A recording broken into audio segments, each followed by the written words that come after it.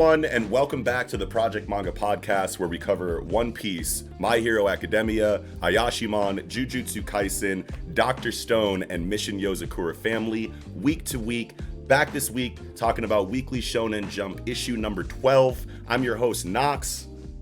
I'm Mello Yanis. And for the first time ever on our show, we have Manga Crash joining us. Manga Crash, welcome, man. Thanks for joining us, bro. I mean, thanks for having me.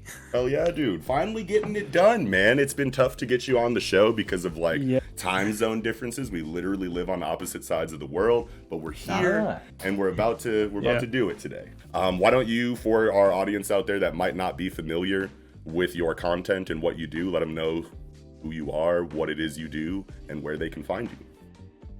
Right, so yeah, I'm Crash. I have a channel called Manga Crash because I talk about manga in general. I talk a lot about Shonen Jump stuff. Like, for example, this video this week should be about the new Jump series. I also just do like history videos, like for example the shoujo of the 70s and just random things, honestly, whatever I like. Oh yeah, absolutely. We'll go ahead and make sure that we get all of the links for Manga Crash down in the description for you, so you can check out his channel, give him a follow, give him a sub, all that stuff. And while you're down there, you can see all of our links, so you can follow us on individual social media accounts like Twitter, join our online communities like Discord, listen to the Project Manga Podcast wherever you normally listen to your podcast, Apple, Spotify, what have you. And there's also going to be links that you can use to support the podcast by visiting our online store or our Patreon. But getting in to the discussion today, Weekly Shonen Jump issue number 12. We're missing Ayashimon and One Piece off of our roster this week, but everything else slapped really hard. I feel like there's dense conversations inside of the rest of the chapters this week, so we might as well go ahead and get right on into it. Starting with Mission Yozakura Family, chapter 118, Path of Retreat. How do we feel? Actually, Crash, first time on the show. How do you feel about Mission Yozakura Family this week, bro? Yeah, I mean, I love when Yozakura is like just slice of life in general, like we've been having so far. But yeah, like this chapter is getting us into the real action, and I love when we start getting that. Yeah, dude. Especially because even though Yozakura is like, it technically is a battle shonen, we don't get action that often. Yeah, especially compared to other battle shonen series.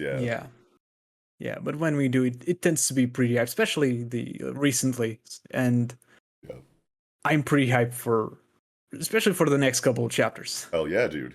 Especially with where we're at right now with Kyoichiro and Momo. Like, honestly, like, we've been in these slice of life chapters for so long, I almost forgot how crazy the overarching plot was, right? Because it's like, when we go into, the confrontation, between Kyoichiro and Momo, like, right away he slashes him in half with Steel Spider, and there's this like crazy exchange, and then afterwards he says, I soaked my Steel Spider in the Somanine growth form, or in the Somanine growths from Taio's body. And I had like, and then he's going, in this like flashback panel of like Taio receives Tsubomi's blood, and then his blade passed through Itsuwa, who was revived by Tsubomi's blood. So like, me soaking the Steel Spider in, this concentration of Somanine is allowing me to cut through you despite your Somanine defenses coming directly from Tsubomi. So like, that was really cool, and I forgot like power system stuff, you know what I mean? Like, I forgot how like in-depth the action and the drama kind of like gets when it comes to Mission Yozakura Family, because we've had like 6 or 7 straight slice of life, like character driven, like family interaction chapters. So coming back into this was like kind of like a holy shit, like a shock. But like, man, I'm so glad we're back here. Like, I'm so glad that this is what we're doing right now. Yeah, go ahead, Mello. I'm really happy with like how they use like the concentration, the Somanine concentration, because like it really re-emphasizes the idea that like Koichiro is an assassin. They are focusing on the most efficient way to like bypass an opponent's defenses or advantages and negating them, cutting to the point. And the like exchange between Koichiro and Momo, I liked the line is just like the lines of like, you're no longer an assassin, you're just a monster. Your training means nothing to you, you're sloppy. Yeah. Like, You're too used to these defenses, you're too used to this power, you don't run into challenges too often for an extended period of time since you've reached this new state that you're in right now, this monster state, and you can't see me no more. You know what I'm saying? Like, I yeah, train every day, I'm on missions constantly, steel spiders soaked in somanine versus like washed up ex-assassin effectively. You have no chance. And I was just like, damn, Kyoichiro, go, bro! Like, fuck yeah, I like let love him that. know, yeah. It's like between like two old blades in the dark, you've lost your edge. Like, period. Let's go. Yeah. But at the same time, I don't know if Momo's actually down and out, because he's I like, don't hey, think that so. was a. I don't think so either, because of like the weird like hyper regeneration that they have going on for themselves, Sure. and the fact that like Koichiro is surrounded Yeah. coming forward. So I'm Right. like, And it's not just is there that going to be either, death? because it's like okay, so even though, you know, towards the end of the chapter, I mean, throughout this entire exchange, it looks like Kyoichiro has Momo on the ropes here. But at the end of the day, like, this is a power system that kind of relies on that, like, trump card, right? I mean, like, most power systems rely on, like, you know, some kind of, like, up-the-sleeve trump card that you eventually pull out when it really matters. We just haven't seen that from Suba or from Momo, right? Like, Mhm. he's literally existed entirely on, like, you know, just being where he needs to be at any point in time, having the resources that he needs to do what he needs to. It's basically like his power, you know, this monster form that he has that he's reliant on, plus the fact that he's always a couple steps ahead mentally. But like now that it's like brass tacks and like we're squaring up, it's like it's your power versus my power, and neither of these guys have gone into their bloom yet, is basically what Mhm. I'm saying. So, like, even though Momo is getting whooped in this chapter, obviously it ends with Kyoichiro surrounded, like we know, so we know he's not out from this point.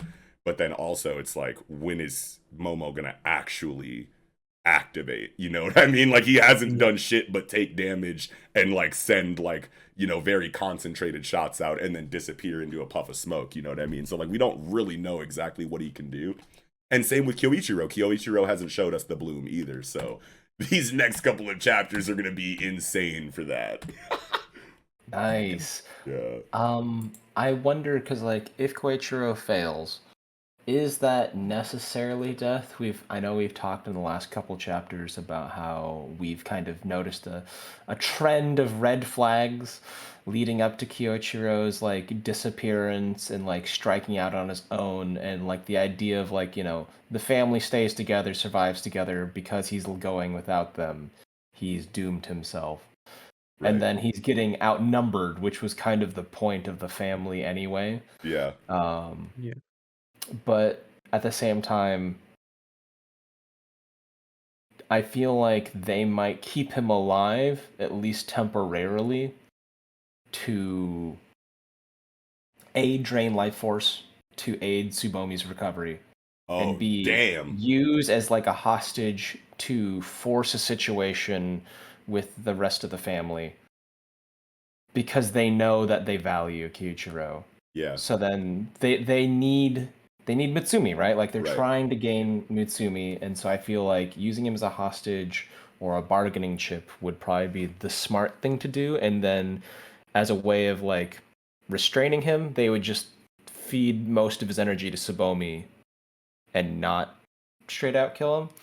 Yeah, I guess I That's never just really my thought thing. of I guess I never really thought about that possibility, because we have been talking about death flags with everybody's been talking about death flags, you know, with Kyoichiro's character in this last like stretch of like slice of life storytelling that we've kind of gotten. And there's other examples of it too that people have been pointing to. Like, we've just been getting like a bunch of like Kyoichiro character Yeah. focus and pathos for him over the last like however long, right?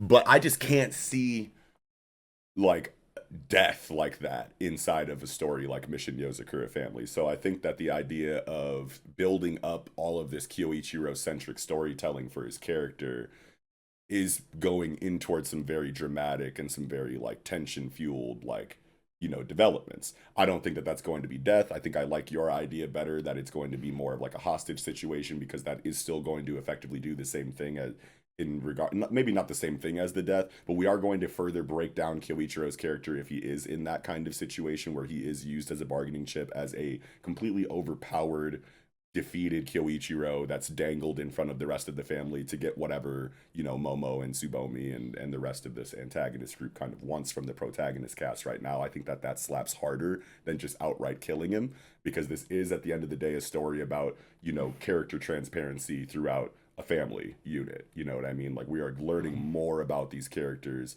learning more about what makes them a family, and just getting more information that makes them feel like more of a family to us. So I feel like death is definitely like a thing that can be used for that at the most extreme sense.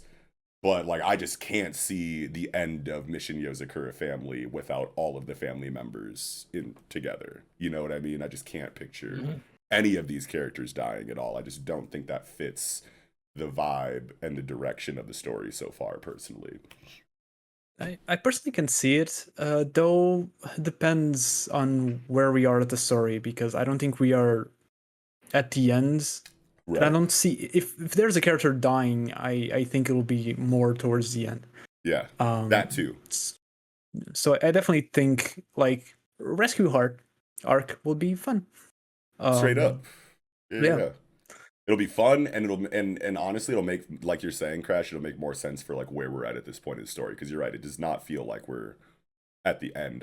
You know what I mean? But you never know. You know what I mean? Like after like this is the like final confrontation that we're looking at on this last double spread. You know what I mean? Like, we have like the rest of the Tsubomi, or not the rest of the Tsubomi, the rest of the Tsubomi descendants, right? Like the next heads of the family, like in order after her or whatever, right? So you have like this one that is very big and burly, like Shinso.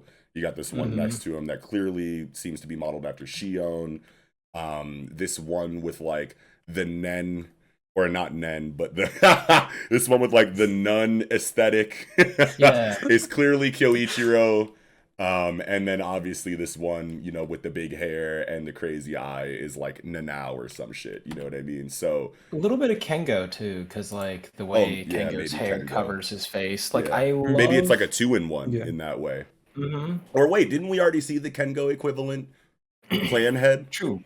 Yeah, the Silk Lady. Yeah, I thought we had already seen Kengo's descendant equivalent already, but yeah. Yeah, Nanao would be really good for I think it is Nanao, because if you look at like the bottom like left like panel lineup for the double spread, the eye, it's the eye, bro. Even though I can kind of see Kengo in like the zoomed out like portion of the double spread in the top right, as soon as you get to that bottom left corner and you get the zoom in of the face, like it's just all Nanao for me. Yeah. Plus, like his all white kind of exterior kind of would match like the general shape, including hair, fits Nanao's like frame and kind of stuff. So like I can see the parallel there. Yeah. The part that I like the most about this series is that they manage to have like break down the various like specific characteristics of family members and are able to mix and match them to create all these different clan heads and like create a family resemblance without being like a series of clones, which I find is really impressive and hard to do, especially in like the medium of manga where like they're like, oh, they changed their hair, they're a completely different person, ha ha ha. And it's just like, okay, y'all are like the same 5 dudes, okay. But like this one, it doesn't feel like that, and I really appreciate that they work hard to make them distinct while still sharing so many similarities. Hell yeah, that was well which said. Is ironic because there's clones in here. Yeah, they are clones. And like, how do you have a series with actual clones from a specific family and still look more distinct than like a lot of generic series? Yeah, straight up. No. It's like, this is how you do a clone. Right. Let me show you how to do this. Ichiji Gondaira, man. Like, okay. The situation, though, I like completely forgot like where I was even going with pointing out what I was pointing out a couple moments ago. But yes, we are not at the end, because I can't see Kyoichiro taking out all of these characters in the next chapter or 2 or 3. You know what I mean? Obviously. So he gets to make his statement as the eldest brother. He gets to go out and do his selfish, thing where he's like, I'm the older one. I need to go handle this alone. The rest of my siblings don't need to be involved. Like, we already know exactly like where his mind is at in regard to this. So this is going to be great for his character growth wise, for the growth of the rest of the cast and their reaction to how Kyoichiro is handling this situation. So I think that all this is meant to do is just give us a great confrontation between the rest of the Tsubomi descendants and Kyoichiro. Kyoichiro can get whooped, either taken as a captive or just like badly brutalized and beaten and left to come back to the house, you know, and then, you know, introspective character-driven storytelling surrounding that development. But like I'm saying, I think what makes the most sense is what Mello was saying earlier about how he does his thing. Maybe we get some back-to-back Bloom action, huge full power fight. Kyoichiro is taken down by the end. The family maybe pulls up to see him taken captive. They disappear in a cloud of smoke, and now we go into the rescue Kyoichiro arc. I think that would be a really cool way to develop this situation specifically. I'm curious to see Kyoichiro's Bloom. Yeah. It's like, I was what do gonna you guys ask. think it would look like? Yeah. What were you saying, Crash? I don't know. I was gonna ask if you think we're gonna see the Bloom in this fight, or maybe he gets taken out before he even uses it. If not now, Because- when? Well, That's true. That's true. I think it makes sense either way, right? Because obviously Hitsuji Gondairu has been saving this Bloom and the opening of Kyoichiro's eyes for the entire fucking series. So as soon as his Bloom activates, that's going to be the payoff for all of the buildup for 118 chapters of that weight. So I can definitely see it in this next fight, but it also makes sense that if you've been saving it for this long, that you want to save it for maybe final confrontation. You know what I mean? So like whether he activates his Bloom in this fight or it's saved for like the very like final fight, I think makes sense either way. But I would love to see it right now. Yeah. You know, I had an idea, and I think I'm gonna adapt off a little bit of yours. Yeah. My idea was that his Bloom was directly under his eyelids, and so when he opens up his eyes, you see like a curled up flower, and it slowly unfolds from his eyes, and that's his Bloom. Dude, what if his irises are like even if it's not like physically like 3D like flower bloom coming from his eyes, like what if that's literally just like the shape and aesthetic and design of his fucking eyes is like all the time. Yeah, is like literally just like a rose blossom. Like that's just the shape of his iris. That would be fucking amazing. And then maybe because like you were talking about saving it for half, I was like, what if he's like, okay, I'm going to use one eye. Yeah. Just opens up one. Wow. It blooms outward, and then for like the final series, he uses both, and he's like, I don't know, maybe uses like pollen and vibrations to like sense things without sight. Ooh. He's like, yeah, I've increased my speed, I've increased my reaction time, and like my 3D spatial awareness, no blind spots kind of Bloom. I was like, yeah, that'd be... Yeah. The only reason why I don't think he would go only one eye in this confrontation and then save the second eye for like the final confrontation or whatever, like we get both eyes open in the final fight. The only reason why I think that would be weird here is because Kyoichiro has no reason to hold back right now. You know what I mean? It's literally just him versus like 6 wildly capable individuals that he knows that he needed to come prepared to deal with. You know what I mean? So yeah. I can't see him just being like, I'll give you guys half the eye right now. I feel like that would be too like metatextual of a wink to the audience. You know what I mean? It just doesn't feel like it would make too much sense in the moment for Kyoichiro's like in this vacuum of a situation. You could use like something. You can't use the full power unless it has like setbacks, and you can't use them for a certain amount of time or something like that. Yeah, I was gonna say, like, unless there's some see. kind of condition or some kind of like written in reason why Does it he only even makes need to sense to see? use one. Yeah. I don't know. Maybe it's because he doesn't use the whole thing because he can't really see very well, so he keeps one eye held back because he still needs to see. Okay. Oh, so maybe the caveat is that it takes vision see? away. Yeah, does he need to see? Because his eyes be closed all the time. Hey, Brock could see. No, but like Brock could check the person out. threads. Yeah, that's right. His whole thing is like the spider, like the threads. He can probably sense movement better. I mean, he probably know he sense movement better than most. That's He a good doesn't really point need too. the eye. Yeah, he probably sees through Steel Spider. That's a really good point. Yeah, I like that. I'm looking forward to it. Like, I just want to see the fight. Yeah. But I feel like he's gonna give him like some really good hits that like heal slowly, and then they probably do like like a vine graft or something like that, Mm, and like use his life energy to heal up the people that he wounded, and that's just a way sure. to like fictionally tie him up. Yeah. Yeah.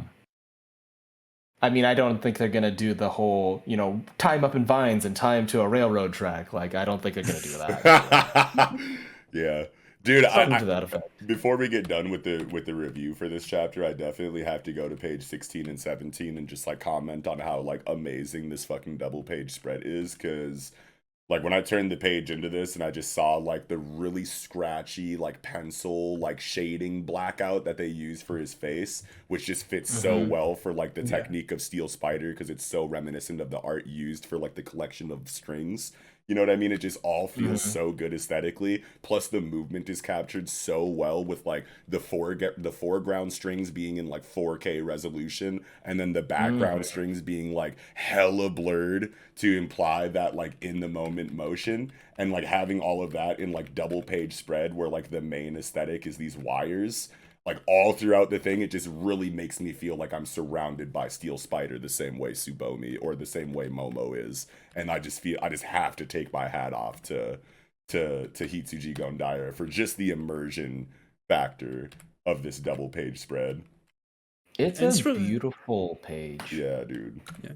It's real nice because generally, of course, you always do amazing spreads like the last one on the chapter, where it's always like about the light. Yes. And in this case, it isn't, but he knows how to do it anyways, which is amazing. Hell yeah. Yeah, lighting is like a major point in Hitsuji Gondaira's art that I feel like we've never like specifically commented on. But I love the way that the screen tones are like, they gradient from this stark white like out into this like light gray screen tone effect, and the particle effect on the gradient is, I feel like, what stands out the most to me, because it really feels like there is a fire in front of them, or like a light source directly shooting up from the bottom into their faces. And I just love the representation of that in the art with the use of screen tones and that like kind of like speckled stipple almost gradient effect that it uses. I fucking love that shit in Gondaira's art, man. They're funky. They very Children of the Corn kind of vibe. Type shit. And I'm just like, oh god, you creepy ass children. Yeah, Yes. for real. Yes.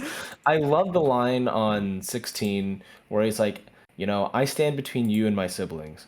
I've never had a path to retreat. That and like that encapsulates so hard.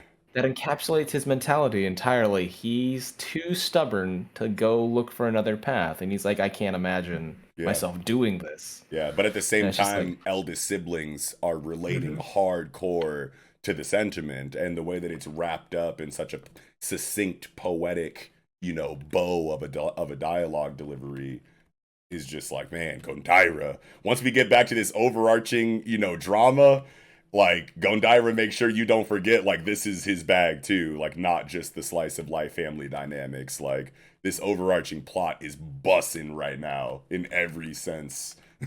Like, writing, art, development, dialogue, like, everything is firing on all cylinders, despite the 6 or 7 week slice of life gap that we kind of got in between the last big plot chapter in this one. 12 and 13, I really liked the image of him. Like, I know that like the image blurs, like he's pulling the strings taut, the cat's cradle taut to like attack Momo. But I had this moment where like the positioning of his arms and the way he's backed, if you flipped it and mirrored it, it reminded me of the Hunter x Hunter arc during the York New auction, and Krollo's like, this is a symphony for you, Uvogin, because he does like that arm thing, and like they're both wearing black suits, and I was like, and then there's just this cacophony of violence going off in front of him, and I was like, yeah, that's a good. I like that vibe. I like that vibe a lot. Dude, I never even thought about that, and I'm like usually like right there with like Hunter x Hunter, like not references, but just like this reminds me of Hunter x Hunter. Like I feel like I always fucking say that, and I like didn't even get the Krollo like symphony orchestra like vibes from this right away, but now that you pointed it out, it's totally there for me too, dude. And I love feeling like that. It's probably not like a reference, but I just love feeling that. I like the vibe. Coming. Yeah, like straight up. Like I totally hear what you're saying, bro. But yeah, other than that, I'm pretty happy with the chapter. I don't think I have anything else. Fuck yeah, dude. I think I'm good on Yozakura too. Crash, you got anything else for Yozakura this week? Nope. All right, bet. Great combo, you guys. All right, getting into Jujutsu Kaisen, chapter 175, Sendai Colony, part 2. Holy shit, what a chapter. How do we feel, Mello? Oh, dude, this cockroach. This cockroach is so cool. I never thought I would say that. Right. Dude, I love Kuroroshi, man. Yeah. His fucking the multiple pupils is probably one of my favorite like horror bodily horror aesthetics. Yeah. The fact that like it's done on a bug multiple times like highlights the multifaceted eyes and like the multiple like visuals. Like this fight had everything. He had like he had summons that did like CC effects, like, and I remember him saying it's like blinding, blinding, blinding, and so he literally just summons these little like flying pus sacks to be annoying, block vision, and then when they're struck down, they explode in like kind of like a stinky bitter liquid, like those bombardier beetles, which probably has some kind of like corrosive like damage over time effect that we can assume. Maybe stings the eyes just so that he can even like blind him a little further, like pepper spray or something like that. Type shit. That was the kind of vibe I picked up. I'm so happy about the festering life blade just being exactly what I thought it was going to be in my head. Yeah, like you literally like said something along like the blowfly maggots. You said it. The body. Yeah, and then they immediately explode. I'm like, yes, no ticking time bomb maggots. This is even better. Dude, that was wild, bro. Like, pretty sure you said that the effect would be exactly this. Yes. But the thing that I like that I didn't like predict was that the fact that like he blocked the blade and then they still fired. So that means every single chop it fires those like blowflies. Yeah. And that's just nasty. I love that. That's really cool. Like trick of the like. I love weapons with tricks. That's all I got. Dude, straight up. So much fun. I love the conversation that he has where he's like, I'm being watched by these other two players. They got high scores.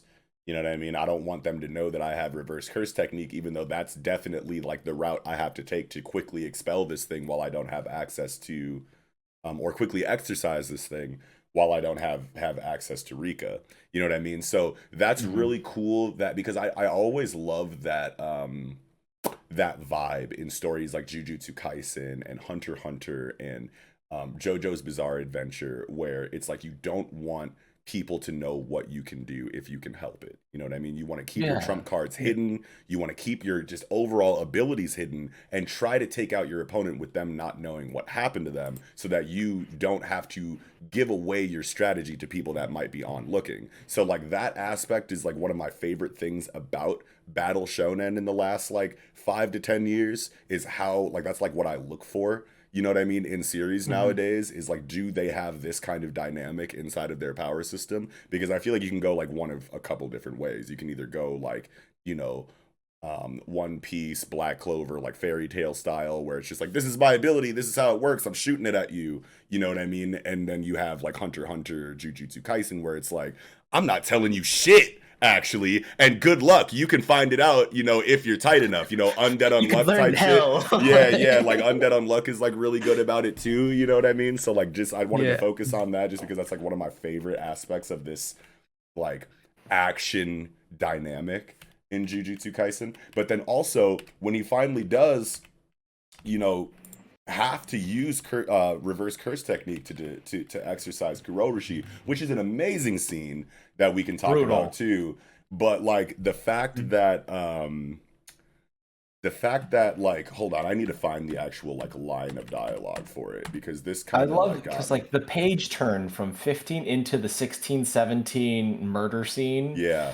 is just so good. And I'm Yeah, it like, is. oh wait, what? Oh god, this is graphic. Oh. Yeah. Oh yes. Oh, you outmonstered a monster. Right. That's disgusting and I love it. Which is also just like so Jujutsu Kaisen, because it's like you think you have the fighting styles figured out, and then when your back's against the wall and you're about to die, your fight or flight response like kicks in, and it really brings that animal out of you to do exactly what you need to do. And it was just so unexpected to see, you to take a very like monster, holy shit, bite you in the face and fucking like shoot positive energy into your brain, like, because he was literally like dead to rights, like he was about to die, Yeah, unless he was just like, done. ah, you know what I mean? So it's like you just completely just throw your humanity away so that you can survive the moment and just make yourself look like more of a monster than the literal cursed spirit cockroach monster that you're fighting. I wasn't ready for Gege to do that. Yeah, this thing literally eats people in a giant cloud of bugs, and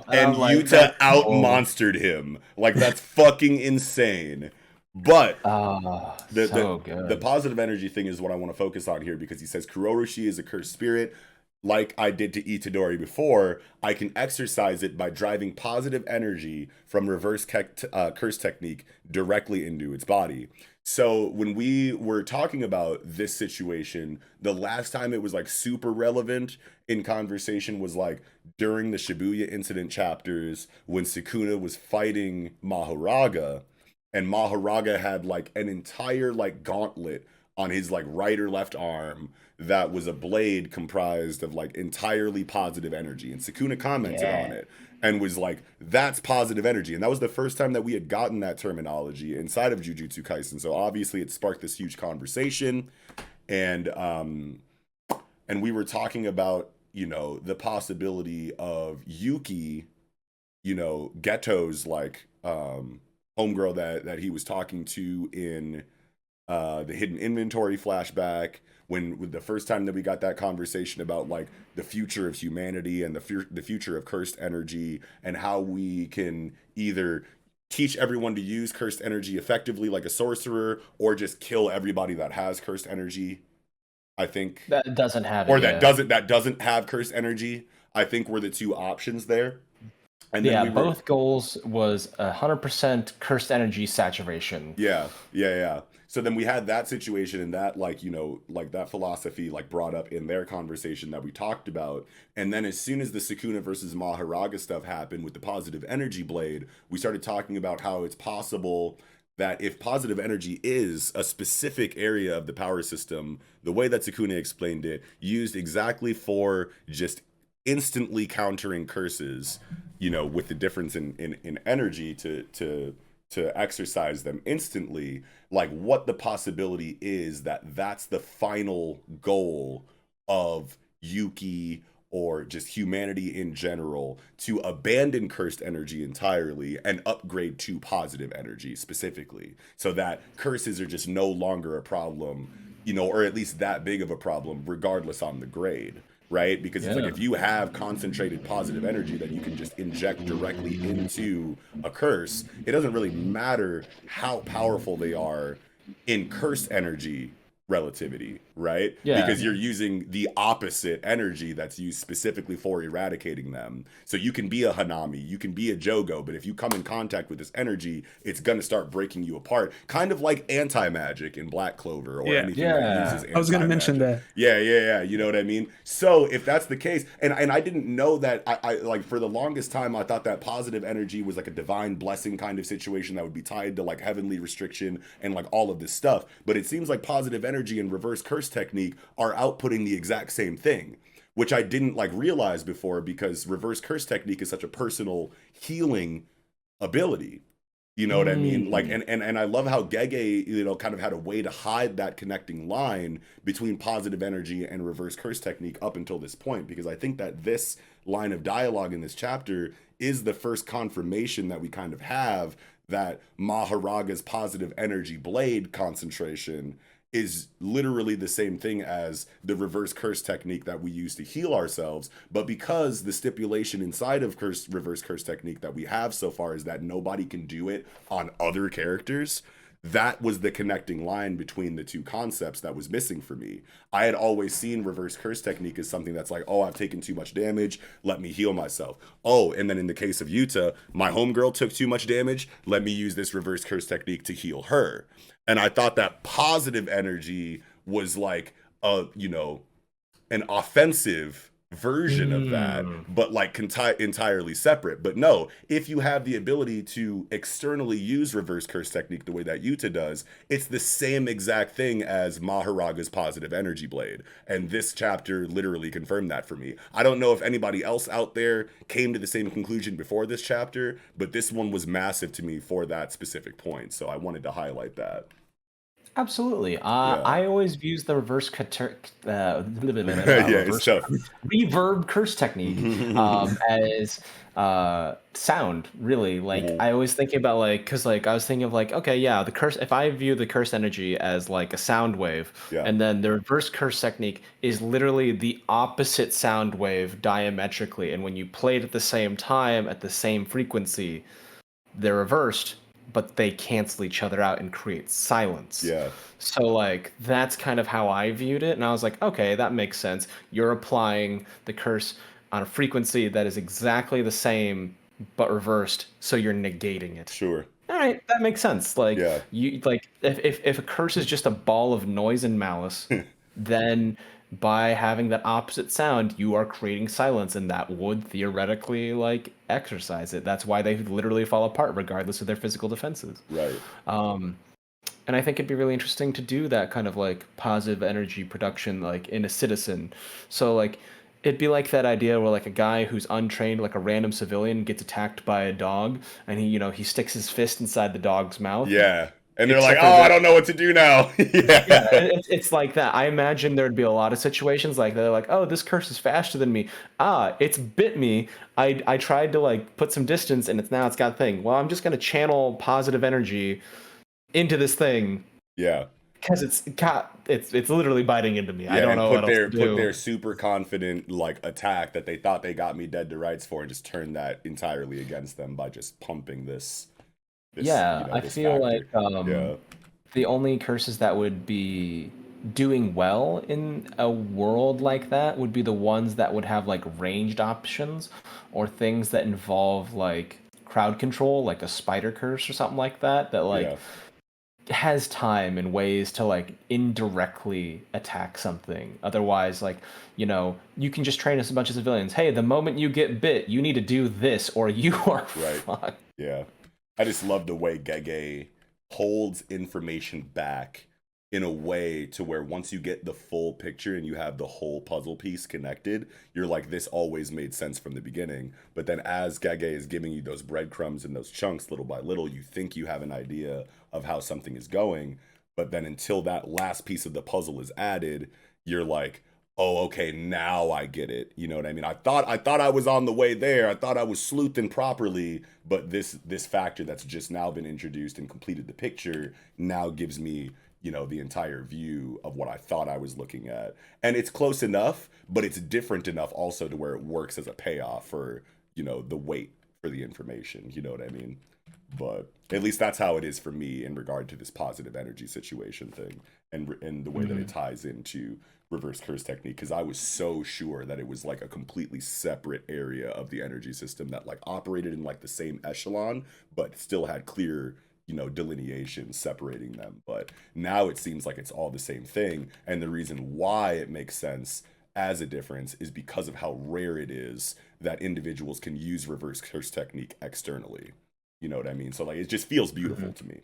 But going into the actual, like, choreography, because we definitely have to talk about the choreography on the art from page 1. Kuroroshi comes out instantly with the fucking Fester Life blade, and fucking Yuta slices the arm off at the bicep. You don't get your momentum. You don't get your connection. And I'm stabbing my katana directly through this arm into this rock. So now your Fester Life blade is out of here. Into the Shen shoulder check. Boom! Whenever I see this fucking technique used in close quarters combat in manga, it's just gives me life, because it's like such a raw martial artist kind of technique. You know what I mean? Like, you only see this kind of attack from grandmasters of hand-to-hand martial arts like combat.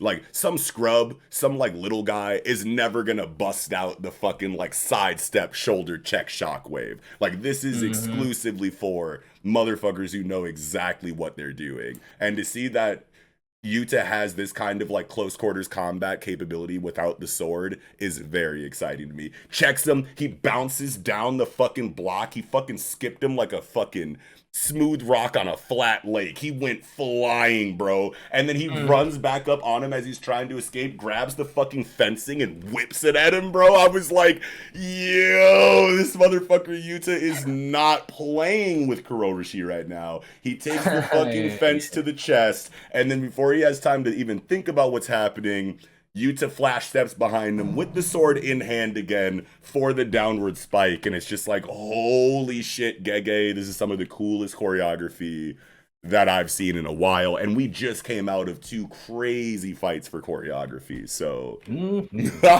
wild shit, son. Yeah.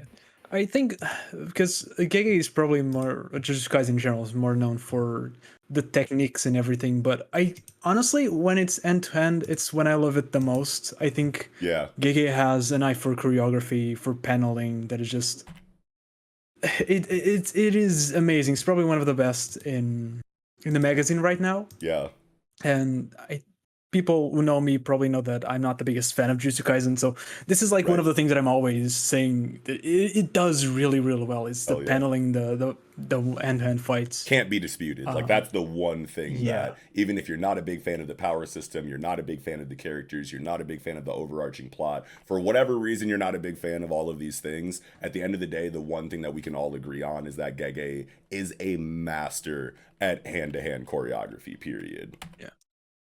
Yeah. I love how cinematic the series have gotten over the years, and I think that like mangaka have consciously worked to like make their series easier to adapt into an anime. Yeah. To be honest, I feel like we've hit a point in like the sheer amount of like cultural content that we're just like, we're going to assume that the goal is syndication, like mass serialization, multiple like mediums, etc. Like we talk about like how My Hero has a very cinematic thing. We were talking about how Chainsaw Man was basically a love letter to like a billion cult classic movies. Yeah, just movie nerds in general. Yeah, Fujimoto he loves movies. You can see from both Chainsaw Man and Fire Punch, and even the one shots. I think Look Back is incredibly cinematic. I think it's probably one of the best for him. Yeah, in that regard. Sure. Absolutely. So I'm glad for like these developments. I like that Kuroroshi is not easily taken down. I like the swarm. Yes. The way he's like using the cockroach summons, almost like Gaara's sand a little bit, which was like also awful to think about. Yeah. I love how like even though Yuta, we're like so positive that Yuta is going to pull this W out just because of his history, of his build-up in Volume 0, and then subsequently into the main continuity storyline that we're following right now. We have gotten multiple examples, either through direct physical, showing, or like secondhand dialogue, that Yuta is not to be trifled with in any sense of the word. He's being compared to Gojo in all of these ways. His like actual physical, feats on page represent the dialogue that has surrounded him, you know what I mean? So I couldn't see Kuroroshi, despite Kuroroshi's buildup, as like the first big sentient curse since the Curse family to encounter someone from the protagonist family. Like, there was a decent amount of hype surrounding Kuroroshi as well. You know what I mean? But even though I knew that Yuta was going to pull this W out, Gege's in the moment tension building is so fire inside of the choreography, because they clash with the Fester Life Blade against the katana. The fucking like crazy, bug demons shoot out of the Fester Life Blade and go directly into Yuta. The whole time I'm reading this, I know that Yuta has access to reverse curse technique, so he's not going to let himself die without trying to use reverse curse technique to heal himself. So we know that even though he said, I don't want these people to see me using reverse curse technique, that adds to the tension because we know that he doesn't want to use it. But at the end of the day, like, he's not going to let himself die just so that Uro and you know, and Ishiguro don't see his reverse curse technique. So, but still, in the moment, like, you can still be killed before you can get your reverse curse technique off. And the bugs erupting out of his clavicle after the fucking, you know, Fester Life blade comes in contact with him with the pods that he shot out. After that happens and he instantly tries to deal with it, and then Kuroishi takes advantage of the moment and hits him straight in the fucking, like, sternum, like, solar plexus area with the fucking Fester Life blade in a direct hit. I was like, oh my god, that's such a big deal. Even though I know reverse curse technique is in the back of my mind, like, this is still a route that he can take to get through this. In the moment, I'm like, holy shit, Yuta is taking so much damage. He's trying not to show people his reverse curse technique. It just did so much for the in the moment tension for me, even though I knew he had a back door. So, like, it's very rare that that kind of thing is delivered as well as it is to me in action. You know what I mean? Like, you go over to something like Black Clover and it's like, holy shit, Asta took a bunch of damage, but, like, where's Mimosa? You know what I mean? Like, I'm always thinking about that, and it doesn't, like, really capture the same, or like, where's Sekre or something like that. It doesn't really capture the same level of tension that Jujutsu Kaisen is able to do, even though you know the answers for, you know, the drama are right there on the horizon. I still felt that, like, clenchy uncertainty. Very visceral. I mean? Yeah. I think that they do a great job adding, like, stakes and having the, like, highs and lows of battle without, like, it being like a particular gimme. And even then, yes, he pulls out the W, but it's not pretty. Yeah. It's like, even the people observing him are like, I would never do that. Yeah, exactly. You get commentary like that like adds to the subversion of the moment. Even though you knew reverse curse technique was going to be a factor either in Yuta's healing or the exorcism of Kuroishi, we got both in the same exchange, but the way that it was presented was just so uncertain in the page turns of exactly how it was going to go, because there is that such an intense unexpected factor in Jujutsu Kaisen, because so much of the energy system, well, one, the energy system is very deep and nuanced, and there's a lot of uncertainty that can come from the way that people use it, you know, in tandem and in combination, just in the moment. But then also at the same time, it's also still a very esoteric system, right? I feel like a lot of people will, you know, kind of like not have an idea of what could happen next, even with all of the pieces laid out in front of them. You know what I mean? So for a lot of people, I feel like there was like just so much jaw-dropping, holy shit, I wasn't expecting that, from page to page to page. And you need to have those in-the-moment subversions loaded, even if you have a really nuanced power system, because you want both to play off of each other. You know what I mean? And Jujutsu Kaisen does that so well, in my opinion, that it's like all of these fights are going to be exciting, even if we know who the winner is going to be. You know what I mean? Oh, man. I just liked the stakes in the fight. Like, I felt like it was a very healthy, realistic... So, like, for as fantastic a series as, like, I like that level of realism, whereas, like... good people, good fighters... still can take a lot of hits, and every single hit is gonna hurt. Like most fights do not last a long time. Like, most fights are done in like maybe 5 throws. Like, and it's like you're just not expecting the actual actions that are going to be taken to reach the conclusion that you know that we're going to get. Like, we know, like even though Kuroishi was built up to be this crazy curse and we were so worried about him, at the end of the day, like, Yuta's not dying to this roach monster. So how is he going to pull out the W? No one expected him to grab this motherfucker by the face, French kiss him, and shoot fucking cursed energy into his brain and fucking explode his so, like, even though we knew he was going to win, no one knew he was going to win like that. And that's what's important when you have expected results. You know what I mean? No, healthy subversion. I really want to talk to the Skyclad lady's ability. Uro, let's go! So the way she's like right up on his business, and then the following pages, there's that like wrinkle in space, as if like someone like cut out a Photoshop editing and then Right. like stretch the remaining textures. Yes. So I like that warping. It reminded me of oh god, was it Carl Sagan that like basically had like a blanket with an egg or a Yes. ball in the center and talks about To how space represent the and fabric time, of space. Yes. fabric of space, and the idea of space wrapping, I liked that a Okay. lot. And I was thinking about the idea that like if you view the sky as a concept, there's one sky. It is one object. So Yeah. if you're saying I'm in the sky and I can manipulate the sky, I was thinking that she literally manipulates the space of the sky and can do that wrapping of the blanket around herself Yes. to teleport or like project herself through this one thing. Yes. And that was my prediction for like how her ability functions. Yeah. I think I mean she's an assassin, right? So I feel like having an ability that lets you turn invisible, lets you fly, lets you teleport would be a prime ability Yeah. for an assassin.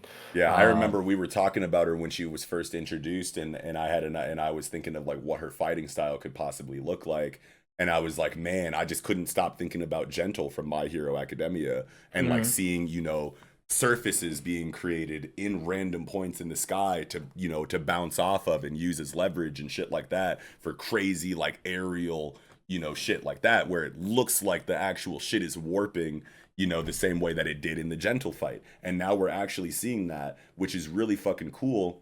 But at the same time, it's like, is that it? A lot of people were talking about the possibility that this technique is entirely like illusory. And I'm like, absolutely not. You wouldn't have a zoomed out shot of the effect of this technique shown as like to the reader. Like Yuta isn't like, it's not showing this as Yuta's perspective. It's showing it as like a real world zoomed out, this is what's happening perspective. So I definitely don't think that this is an illusion at all. I think that this is actually what you were talking about, Mello, inside of like the sky is one giant blanket, essentially, and I wear it and I manipulate it. I choose, like how it kind of forms and shapes and acts, which is wildly broken. Absolutely broken. Like even if that's all it does, that's broken as shit, because it's like, okay, I wrap That's a you. hell of all it does. I stretch the blanket of sky around you and like bring the tensile strength to like really tight, dense numbers, and then just let it go. And now you're literally just like flying like into space, like, and if that doesn't kill you, you're at least very far away from the fight now. So having like that option inside of your kit is super broken for a situation like the Culling games, but also like how much deeper does it get than that for Uro? Like, can she control like the atmosphere to the point where like she can just take oxygen away from you in a controlled space? Like, can she just stop you from breathing? That would be really interesting if she was able to basically just do that. Like what if, how like she can wear parts of things? What if she applies it to her palm, just like palm shoves, hits Yuta on the face, and suddenly it's invisible. He can't, you literally can't see it, but he's suffocating. Yeah, just no air able to get to you. You know what I mean? Like that would just add to the brokenness, you know what I mean? But it makes sense that she would have an ability this broken because everybody's abilities are so broken. You know what I mean? Like that Fester Life Blade shit, even before the Fester Life Blade in Kuroishi, his just regular like bug swarm, the speed and ferociousness of that area of effect attack is wildly broken. You know what I mean? Like you can't even get close to this man. Like you cannot be by him at all, or you're going to get fucking, eaten from head to toe and turned into a skeleton. Like everybody's got that kind of like, oh my god, how do I deal with that aspect of their technique? And that's why focusing on your power system and figuring it out and fleshing it out and making sure that it makes sense in all of the situations that you'll ever need it in is important in fucking shonen storytelling. Because especially for a story where the power system is so important to the plot as Jujutsu Kaisen, you need to have these kind of moments where the cliffhanger is like, okay, what the fuck am I looking at? This is like so unlike any technique that we've ever seen before, but we know that Gege is going to tie it back in a way that makes sense to the foundation of the power system that they've set up, because the history of the story has shown us that that's what he always does. So that's what makes these end of chapter pages so exciting when they're presented like this in Jujutsu Kaisen, because last chapter, the cliffhanger was Fester Life Blade. No idea what that meant, knew the explanation was going to be amazing, knew it was going to make sense inside of the power system. It always happens that way. And this fucking, sky warp situation inside of Uro is like no exception. It looks, holy shit, what is the explanation for that? I can't think of it. But then when we finally get it, not only is it going to make sense to all of the examples of the technique that have been used so far before the explanation, but then after the fact, it's going to fit in with the rest of the power system stuff that we've gotten so far. And that's the most exciting thing to me. I wonder if this Uro is gonna like attack now. She's like, you know what? This is the weakest you're probably gonna be. You got rid of Kuroshi, you got rid of Druval. Like, I'm good. If I can take you now and not deal with you ever, that would be amazing. Yeah. I don't think she pulls up this close to him if she's not ready to engage and fully commit right now. Unless she's trying to like wrap him in this fucking blanket of sky and then just whip him across the fucking colony or some shit. Yeah. But oh man, sorry, go ahead. Yeah, go ahead, Crash. My question is, why did she just told him that she knows he has reverse curse if she's just going to just throw him out? That's a good point too. Yeah, no, you're totally right. I think she might try to negotiate or talk with him or something like that. Yeah, that makes a lot of sense too, because if you know that someone has like instant healing available in their kit, then like throwing them across the sky probably won't kill them. And even if you're not expecting to kill them, like the only other reason why you would want to eject him from the scene is because you just don't want to deal with him in this area of your colony right now for one reason or another. So like she could still whip him away just because she doesn't want to deal with someone that strong who also has access to reverse curse technique. So then that would probably play into writing about her actual motivations and why she did that and why she doesn't want Yuta around for the next leg of whatever it is she's trying to do. But like, yeah, I think you guys make a lot of sense that she I think, Crash, I like your idea that she's going to try to talk to him and negotiate with him. I don't think she tries to fight him right here at all until we obviously, get potential storytelling. Negotiates, break down. To explain why she would want him to not be around. But yeah. I thought it was a way to like get inside her opponent's head. Like, oh yeah, you were trying to save that? Yeah, I understand that, and I'm letting you know that I know so that you can be worried about it. Like, an opponent that is not mentally focused is the ideal opponent. Right. And if she does have if she does have oxygen, like if she does have the ability to cut off your link to oxygen and like keep you from breathing, like can reverse curse technique deal with that? Probably. No, you want to know what? Probably because like the whole reason why not breathing is dangerous is because it cuts off oxygen to your brain. If your brain can't breathe, you die. But we know that reverse curse technique can affect brain function directly because that's how Gojo is able to keep his limitless active at all times, is because he has a reverse curse technique loop going. You know what I mean, for himself, right? So he keeps his brain fresh, at all times with the reverse curse technique so that he can constantly have limitless as a 24/7 shield or whatever. It's been a while since I've read that. So like maybe that won't even work against somebody with. But that might work because Yuta's copied abilities before. He's even like done the hand gesture. I forgot he could do that. He's the Swiss Army man. Like he's able to use furikake fish flakes, and he did like the hand sign for purple at one point, and he was intimate with Gojo. I don't even remember that. What? That's in volume 0? Oh, damn. I don't remember what chapter that is, so like anybody in the comments, please let me know. Because I'm due for a reread, but I want to do some targeted stuff, to be honest. Right, yeah. But he's mimicked other people's like curse techniques before. Right. So you're saying that even if like, okay, so like let's say reverse curse technique can't like, help you in an asphyxiation kind of situation. Maybe he just copies Uro's curse technique and allows himself to breathe because he can now manipulate the sky as well. If that is a situation. I don't know if that's where you were going. I was thinking that she was going to try to do like the suffocations thing and like the keeping the brain fresh is such a weird niche ability that almost no one would ever need. So for her, it wouldn't exist. But Yuta, thankfully, Yeah. knowing Gojo and how his abilities work, having intimate knowledge of how the abilities work to the point that he can copy a few of them, Mhm. he'd probably know this ability and be like, "Oh, I actually have a way out. Fuck yeah." Yo. And then fights her on even terms after she tries to get the drop on him. Because like Yeah. who else would have that? If I was if I was an assassin in the Jujutsu world, I wouldn't expect anybody to have, hey, you have a reverse curse technique and your brain doesn't suffocate. Who the thinks of that? Yeah, yeah. Only other possibility I can think of as to why she's engaging Yuta directly this close to him right now is because she's like, you have reverse curse technique.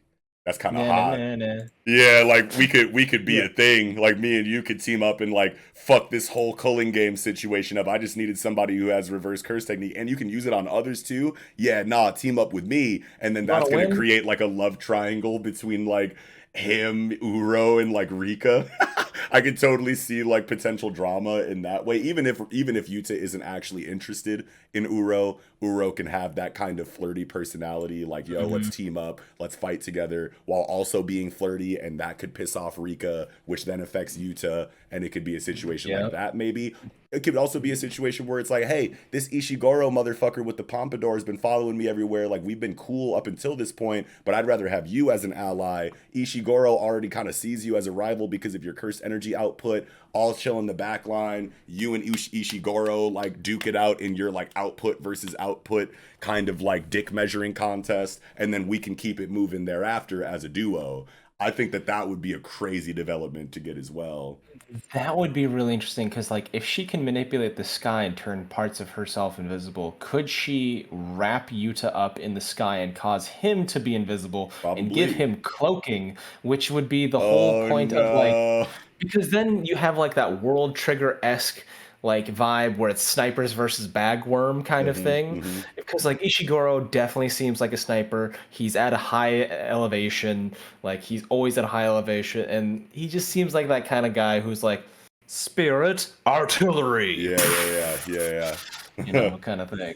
Yeah, for Yu sure. Hakusho style, and I'm just like, I'm waiting for it. I'm Yeah. waiting for it.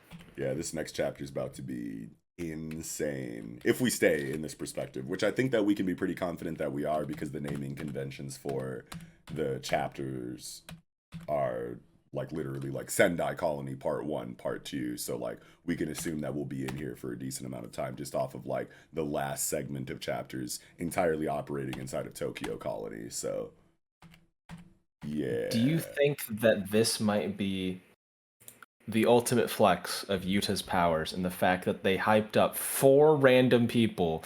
They generated 4 like big bets, and he just one after another eliminates Systematically. all 4 of them. Yeah. Like it's like, yeah, I killed Druval. Well, that activated the cockroach. I killed the cockroach. The Sky Lady's here. All right, Ishigori's like, well, Yeah, I could definitely see it, bro, because honestly, it's like we need to start feeling better about how we're going to take down Kenjaku. I have no idea how much more culling game storytelling is left. I'm assuming we're still like in the very beginning of it. I can see this being a very long, sprawling story arc. So you have to like kind of give, you know, give support to Yuta's notion that he's going to go take down Kenjaku by himself. And Kenjaku, even though we haven't seen too much directly from him, we have very high hopes for in the capability department because he set this whole thing up. He's yet to be defeated, etc., etc. He sealed Gojo. He has all of these ridiculous feats under his belt. It's like I couldn't see anybody on the protagonist team whooping Kenjaku until Yuta made the declaration and is now subsequently showing why he's capable enough. So I love that idea that he just completely wipes out all of the characters that have been built up in the last couple of chapters, including Uro, Ishiguro, Kuroroshi's already out of here, Drove is already out of here. Boom. Yuta's the only one left standing. He's the fucking like monster of Sendai Colony. Switch perspectives to New Colony.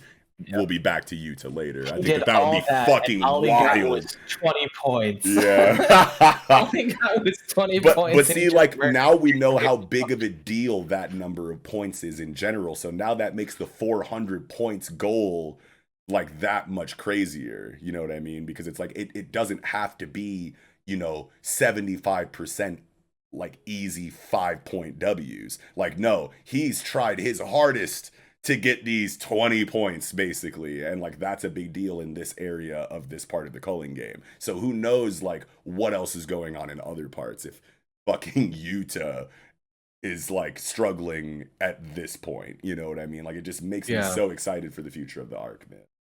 It just, oh man, because then it's like the temptation of like, how many people do I destroy for just 5 points apiece? This is not worth it. And like at the same time, they didn't make a rule, because I think it'd be interesting. It's like a rule that reveals all rules.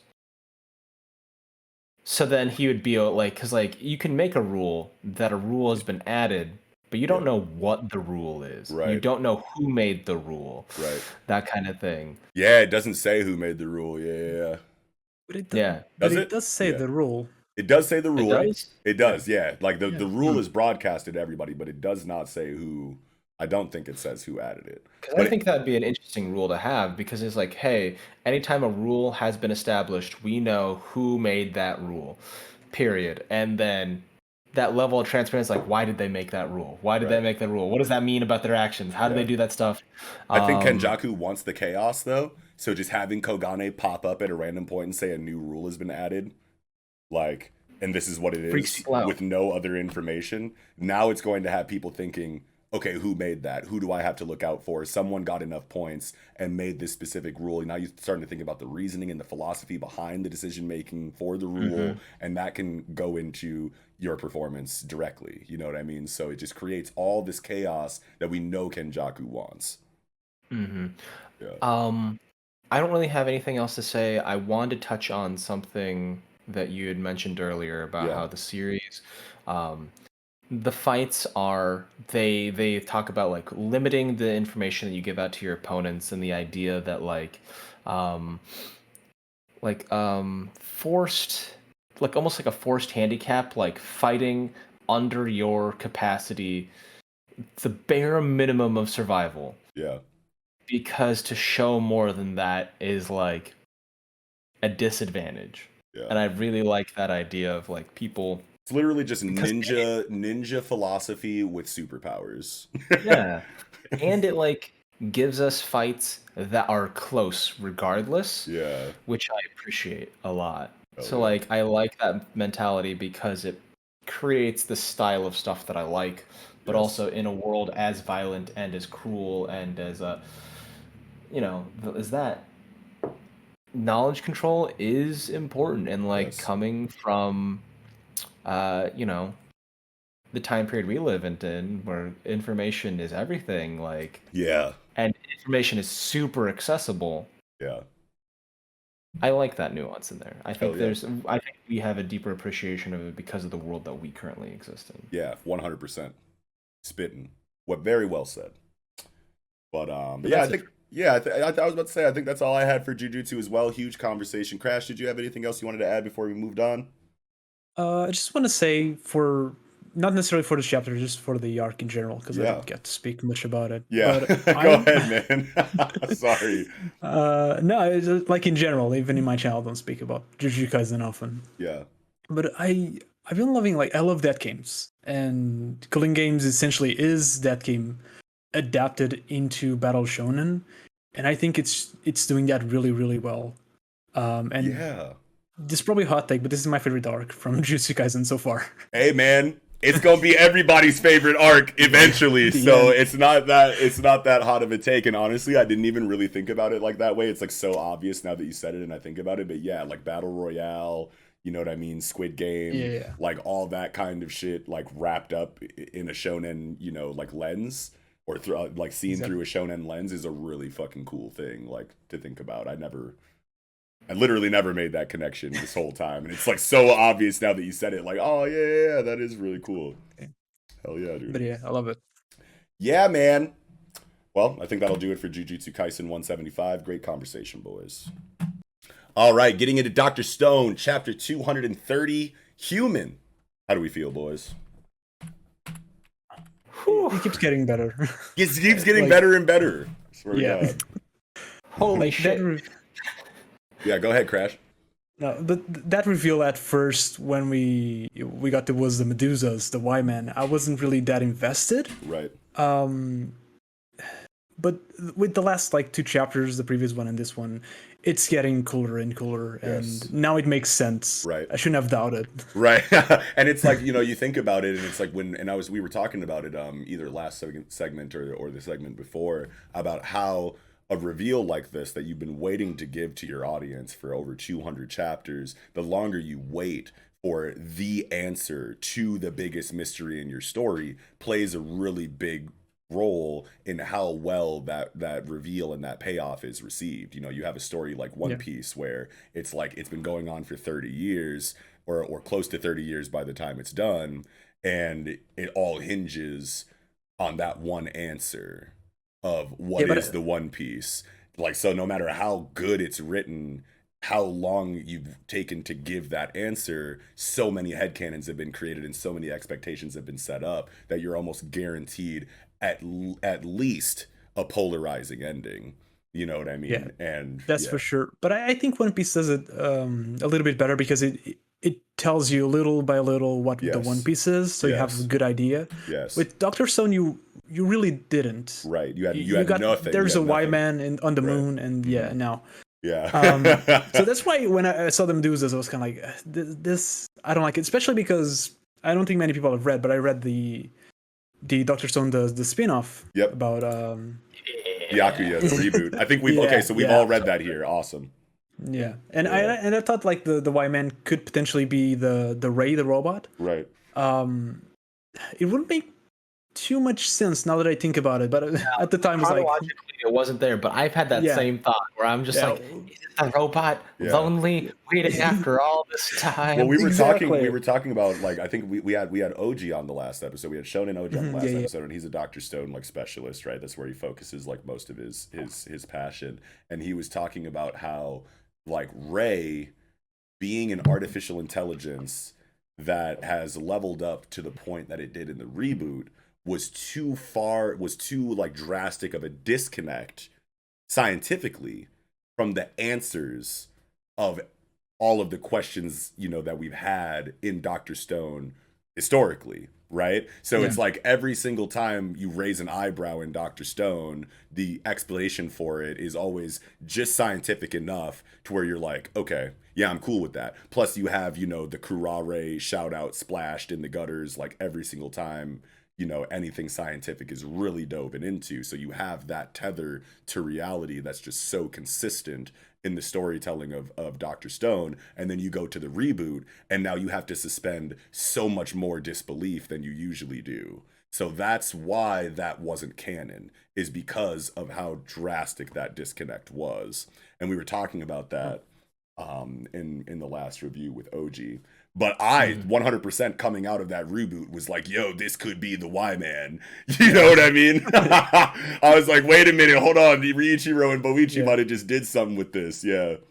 Yeah, because I read the book itself. I think it says that it's semi-canon or something. But yeah, which probably means that Ray isn't canon. Exactly. That's the non-canon factor. Yeah. Yeah, maybe they'll... Yeah. Ooh. So this reminds me of Gravity Falls, right? So they had this. It's a kids show. It's built to be one season from beginning to end. The plot hooks are interweaved, and it's probably one of the most meticulously laid out, like mystery-esque, like action comedy kids series. Great for adults, good for kids. Highly recommended. But they had a reveal. They were just like, and the group was just like, oh no, the fans are too close to being accurate. Like they've figured out the major plot twist of the story, and so they literally went on. They made up a story of someone overhearing like development talk about this and that of like with the story, and then made fake leaks, and then also started inserting visual cue stuff in art to like disseminate all these like red herrings so that they could have like people divided enough on the like final plot reveal. And I was like, you know what? Maybe that's why they did the thing with the canon, because they're like, it's a because we were like, maybe Ray's Y-Man. They're like, damn it, they've already got us their artificial intelligence. It's not canon. It's not canon. Don't worry about it. Don't worry about it. This is still a cool reveal.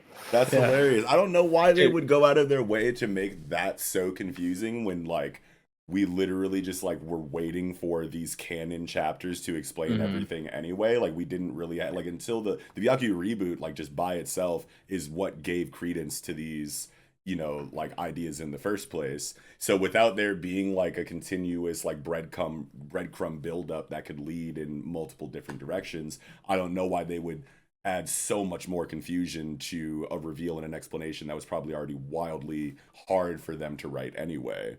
You know what I mean? Maybe, you know, but like that's just like kind of like my thoughts on it. But that Gravity Falls shit is fucking wild. I had no idea that the creators hilarious stuff. You should definitely watch it. I think your boyo would probably like it too. Yeah, hell yeah, dude. Yeah, I'm sure it's on like regular streaming services too. I've seen things for it. I didn't know it was that deep of a thing though. So it's a weird one. A lot of cryptids. Yeah. But did you have Crash? Did you have like I felt somewhere else that you were going with that initial like I was gonna say that the more I thought about it, the reveal before the on the chapter that was just revealed, there wasn't much other options to go, because realistically speaking, none of the characters that we've met so far could have beat Y-Man unless there was like some huge plot twist. Yeah, it would either have to be like time travel, aliens, or machines or AI. Like those were the three fucking options. Yeah. Like logically, like no other explanation possible would make enough sense for a story like Dr. Stone. And even time travel is sus as fuck. And like aliens are cool enough, but seems like a little bit too hand wavy for a story like Dr. Stone. AI was always the strongest explanation. But I think it's really, I love this kind of like curtain reveal. You finally see like the zipper on the monster's back, but the monsters underneath like the costume is still alien enough and freaking terrifying that I'm just like, this is still not good. Even though they don't feel malicious, just lack of emotion and human nature in general is just always terrifying. Their level of intuition knows like, are you just going to decide that this is the ideal outcome and I just happen to be like an algorithmically acceptable collateral? Like, I don't know, man. Like that's the horror like series like movie like War Games, when we were on our big cyberpunk like spree for a minute. I remember talking about that for like AIs and stuff. So like I really appreciate this one. I like Senku just kind of calling out the machines like, hey man, you kind of shot us in the foot. Like, you wanted us to fix things. You set us back like so long. What are you still doing here? But I like the reply. It was like, you weren't smart as we thought. Yeah, I was like, damn. Damn, son, that hurts. Yeah. But the part that like really spoke to me in this chapter was page 12 and 13. He's like, how do you float? I don't know, but I'm ready to learn. Yeah. And it's just like his hands outreach, and he's like, yes, grasp the golden treasure. And maybe like the machines will realize that like the humans will be more motivated by knowledge and access to knowledge than they are to longevity. Right. And I was thinking about like the explanation for why the Y-Men were able to float, because like this was something where it's like, I think this is the first time that I remember anyway, in recent memory at least, where Senku was like, yo, I don't know what the fuck that's about. You know what I mean? And naturally it makes sense that he would say that in a situation like this, but just the fact that that was just outwardly like spoken by Senku, like how are you guys defying gravity? How do you float around like that? I don't got no clue. And I was like, damn. I was like, now I'm really thinking about that question. And okay, so here's my idea for it, right? So like the Medusas, when they petrify things, that blast of energy that comes out from them to petrify humans or pigeons or whatever species the dial is set to has a physical effect on matter around it. Like it creates giant fucking tidal waves, and you could see the explosions of like more than just light, like actual water and land like seem to kind of be affected. Right, there's a force there. You know what I mean? So I'm thinking that they're just constantly shooting out enough of that petrification light to create the energy to move, but without setting it to a specific species, so you don't have to worry about petrification of any living thing. And it's literally just the energy of petrification without a target. Yeah, honestly, I think it kind of makes sense. Yeah.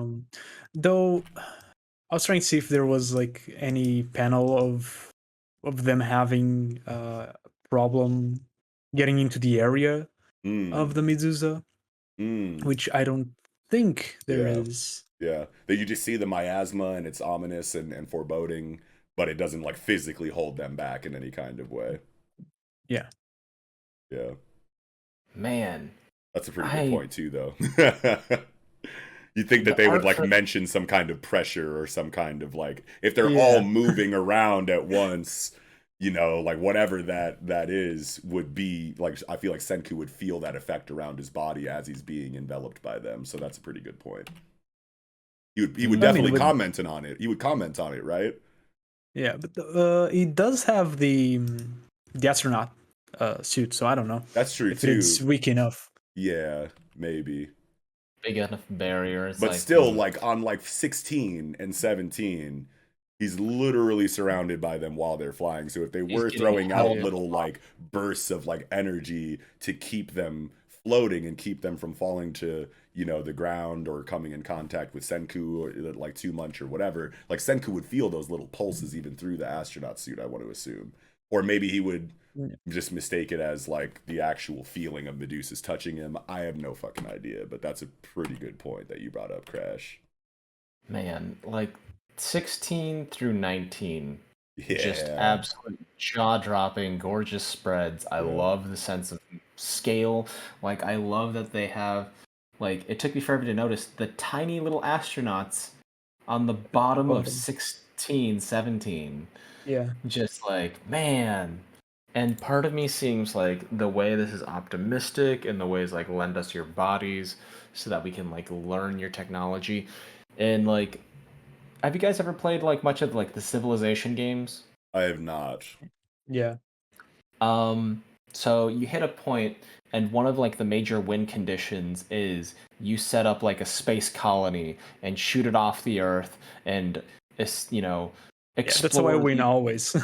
Really? That's like the idea of like expanding humanity beyond a single planet and like, you know, colonizing and terraforming the rest of the world. Like they even have a follow-up game called Civilization Beyond, and it's like a sci-fi version of that, which I thought was a lot of fun. I haven't played that one. It's a good one. I like it. It's not as dense as like say Civilization because of like the narrowness of sci-fi, etc. But like I think it's a really good game. And I was thinking that like in Dr. Stone, this might be the next arc. Basically, is the idea of like we've won, we've managed to like come out of these talks unscathed, and we have sci-fi level technology in which that we can create like an expansive spacefaring civilization.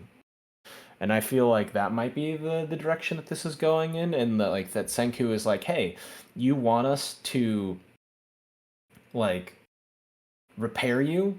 Well, we need to be around to do so. Right. We're not interested in lasting forever like you guys. We can't do that. And the way we maintain is like we teach our next generations. We want you to partner up with next generations and basically have like a Shark Remora relationship where you guys are the key to our spacefaring travel and we are the key to maintenance and like your artificial immortality. Well, it would have to be like that. I think it would be a really interesting way to do it, because we've had like the very human notion that like the confrontation with Y-Man was destined for violence. Like they sent Stanley, who was the best shot and all that stuff, and they Yeah. were like, "Hey, we got the RPG nets, we've got all this, we're prepared for whatever's gonna go up there." And I think it'd be really interesting that like the idea that like the humans are like, you know what, our greatest weapon isn't a weapon at all, or the way we can conceive of destroying things. Our greatest weapon as a human is community, is Yeah. about like having a group and like alliances and working together, Yeah. and then taking that notion to defeat the big bad of the series and like move forward to like new heights seems very uplifting, and I feel optimistic, which kind of keeps in tone of the series. Yeah, and spacefaring is like definitely the move because like and not that I like see or that I foresee, Senku and them actually using the Medusas to give humanity like literal like immortality, like whenever you're sick, like Medusa yourself up, fix it, like no more aging either. You know what I mean? Like I don't see them going like that far to it to where nobody is ever sick or dies again because then, I just can't see them doing that like on an ethic Weird or like moral moral side problems. of things, right? I just Yeah. can't see the cast wanting to do that. But if they did, like let's say they do that, they're going to have to find out how to, travel from planet to planet and terraform and populate different areas in space because otherwise they're going to run into an overpopulation problem on Earth. You know what I Hmm. mean? Because like if you just make everybody immortal, then eventually like there's only so much coastline. You know what I mean? Yeah, exactly. Like there's only so much space, right? So you eventually have to go into like okay, well let's set up shop on Mars or whatever. You know what I mean? So It's like some of the supernatural stories where the idea that hell isn't infinite, and so there's only so much room for so many souls, period. And right. then when it reaches its capacity, it explodes outward and causes the end of times. Zombie And I'm, apocalypse, It's according to like yeah, George Romero, Dawn right? of the That's Dead. that's what Yeah. George yeah, Romero said. He said hell is full, so the dead walk the earth or whatever. yeah. And I was Yeah, just like, that yeah, movie. fair. No, Love it's that like, shit. yeah, I think that the logistical issues of certain things would be very interesting, and I wonder how the because he's talking about like the universe better get excited. I'm like, is that the next stage? Please, Yo, the please. whole universe had better get excited. I've never like gotten like more chills from a Senku quote at the end of a Yeah. chapter than that. That was fucking awesome. Ah, so good. It's So just like what good.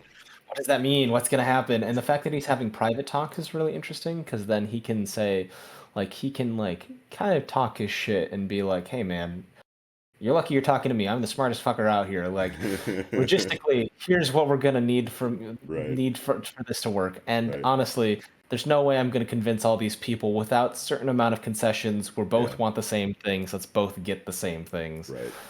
Bang bang boom. I don't know. I just feel like that's the I think that's gonna be the way it's gonna go. He's gonna have to be like, hey, you're a cool robot, but you're not thinking the way we do, Right. and like this disconnect needs to be addressed. Yeah, Yeah, makes 100%. sense. Actually, coming into the podcast, I was actually thinking about the idea that it could be kind of like the immortality that you were talking about, where they can just keep helping people, with the Medusas, and so eventually they don't even age. Um, but yeah, that does cause a bit of a moral problem, which I Right. was interested in seeing develop, Yeah. because even if Senku, even if the main cast doesn't necessarily agree with that, which I think we've seen them talk about it in previous Yeah. chapters, because they've had this technology for a while, anyways. Um, that doesn't necessarily mean that all of humanity agrees. Exactly. And I know that Riichiro Inagaki, wouldn't introduce that moral quandary in his story without having a creative, you know, answer for it in the writing. You know what I mean? Like we literally like as soon as Hyoga and Tsukasa were murdered, in the Stanley and Zeno arc before this, like that question was brought up by Tsukasa as he was fading away. Like Hyoga's definitely dead. Even if we all get petrified right now and stop our damage, Hyoga is dead as fuck. So how does that work? And then they all get petrified. Suika does the thing, revives everybody, and Hyoga comes back. And then you have that scene of Senku and Hyoga and Tsukasa, and I think one other person, maybe Ukyo, and they're like, so we have an immortality device now. What do we do? You know, and like it was kind of like left alone right there. So I know that Riichiro Inagaki is going to circle back around and be like, here's our answer for this, and it's gonna slap. Yeah, and I was thinking that could come now at least. Ooh. But Yeah. Like, what if we're talking about that next chapter? Yeah. Hey. Ooh. Yes. Now that's like what I want from next chapter, is to talk about that, because like that's been in the back of my shit for like, you know, since then. You know, if we think about it, it's kind of like it's perfect for both sides, because Medusa gets to keep them immortal, and also gets to have them repair them, which is essentially what Medusa wants. Yes. So in that regard, it will be perfect for the Medusa at least. And I'm kind of curious, because why doesn't Senku want everyone else to hear what he has to say? Good question. Unilateral decisions are rarely popular.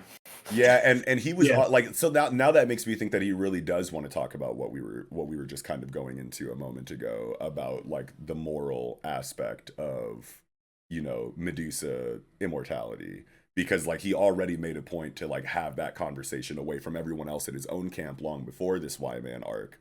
You know what I mean? Mm-hmm. So the fact that he's now again going out of his way to separate himself from the rest of communications lets me know that it probably has something to do with that conversation.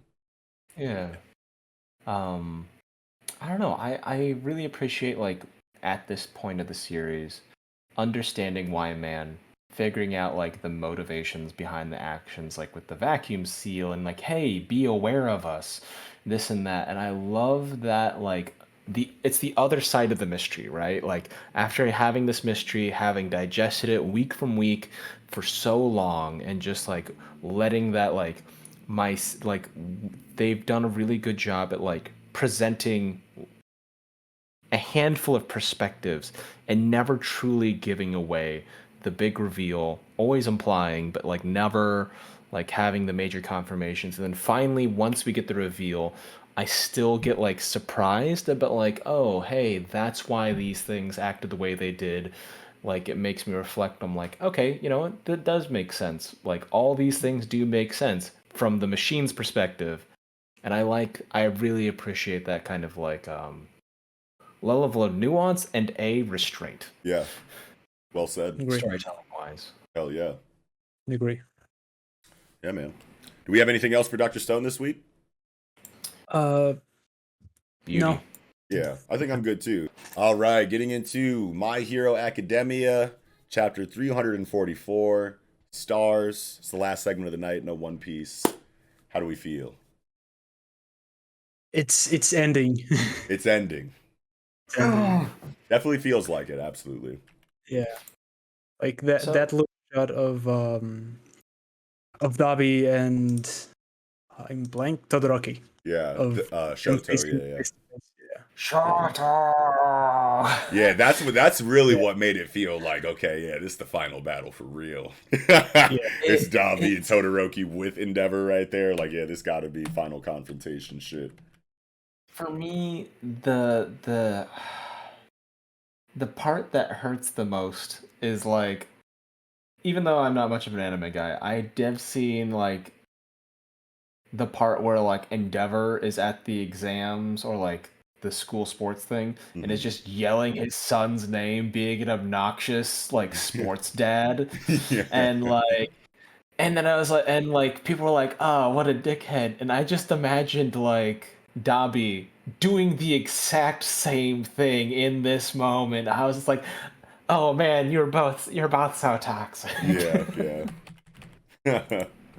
Yeah, dude, this was a great chapter for the build up into this like final clash that we have here, because obviously the last chapter was all about, you know, starting the conflict and using, you know, Aoyama, you know, as the bait or whatever to get All for One to come out and have all of his troops spawn, and thinking that he had the advantage when really they didn't, and there was a lot of mystery and a lot of like untold things that were going down inside of that situation. And now we haven't really moved ahead too far in time, but this chapter was dedicated to just filling in the gaps that we were kind of wondering about after the last chapter.